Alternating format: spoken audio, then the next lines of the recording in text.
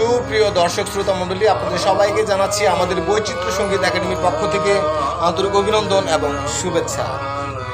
তো আজকের এই দুপুরের শেষের দিকে একটি গুরুত্বপূর্ণ কথা বলতে চাই। সেটি হচ্ছে যে আমাদের বর্তমানে গান বাজনার পরিবেশ আপনাদের কেমন লাগছে অবশ্যই লাইক এবং কমেন্টসে জানাবেন। আর আমাদের বর্তমান সময়ে গান পরিবেশন করার জন্য আমরা অ্যাকুস্টিক ব্যবহার করছি।